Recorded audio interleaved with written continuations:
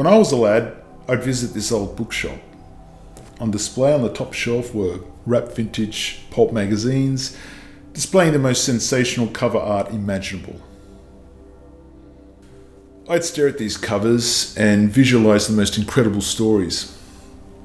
When it finally came to sampling some of the work inside the magazine, my heart sank. Now, obviously, there's some very well-written stories by some of the most prominent authors of the time. But most of the stories were quite formulaic, had very little nuance, and basically did not live up to the artwork on the covers. Sure, every story had a great premise, but they were a cheaters never prosper, bad guys never win, harlots are never forgiven type précis. In short, a lot of it did not live up to the majesty of the art. I decided not to read it anymore, but instead apply my own narrative, one of which you could not predict who wins and who loses. Slowly, the genre I termed as Riddle Pulp was formulating. I knew what I wanted out of pulp, but what of the riddles? I've always loved riddles. To me, riddles were a type of spoken magic. The idea that you could plant some ticking time bomb in a story in which only the mind could diffuse really called to me. In drama, films such as The Prestige and The Night Visitor left an indelible mark. I too desired to tell stories where mystery and riddle solving was at the helm of all the narrative. Yes, this does sound like a type of whodunit, but my spin would be, what if Sherlock Holmes or Nancy Drew were not to always solve the case?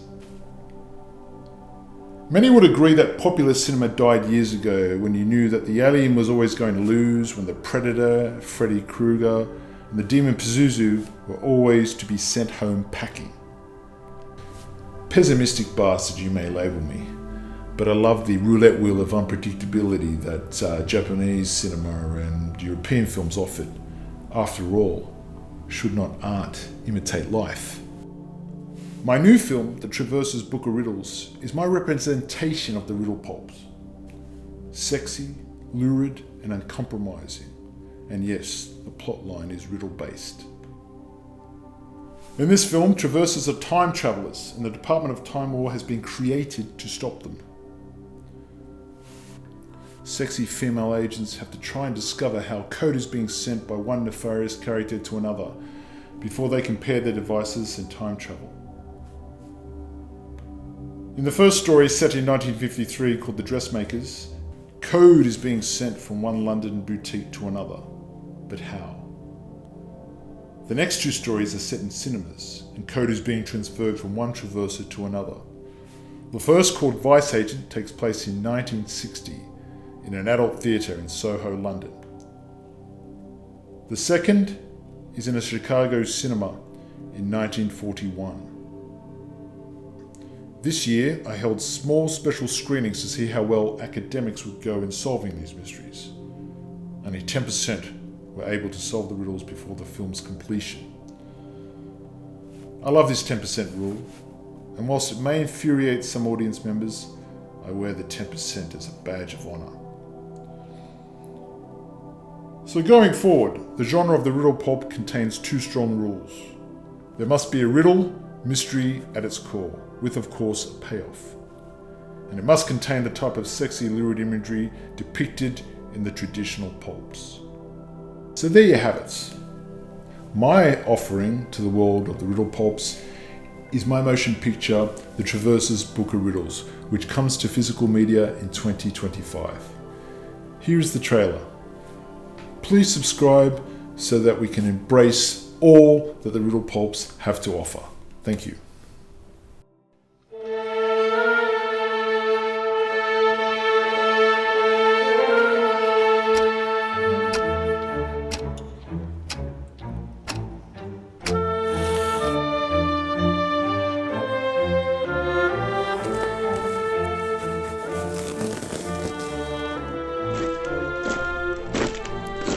Study, if you will, the fact that I am carrying this book, and that I do so with intense trepidation, for it is a very rare publication, frightfully rare, and ever so frightening. I will come straight to the point. This book details the history of the next 150 years. It is a journal of time travel. We've been heavily surveying 2 traversers. Neither of them speak to each other during the day or in the evening, use the dog and bone, or talk to anyone, except during working hours. And yet they are communicating codes to one another. But how? Mr. Foster, these bullets are intended for 2 time travelers. You can't just lock them out? Glass doors can't hold time travel. I'm talking about the very worst kind of thief. One who snatches history. And this book contains their secrets. Codes and all. Oh no, sir. The author is too clever for that. Riddles. The man who wrote this did so with a sneer and a snicker. Time travel has become too easy. He wants to play with us. I implore your majesty, finance an agency devised to stop these scoundrels. If Great Britain cannot stop these rogues, then no one can. Why should I care? In this timeline, I am king. In this timeline, you are.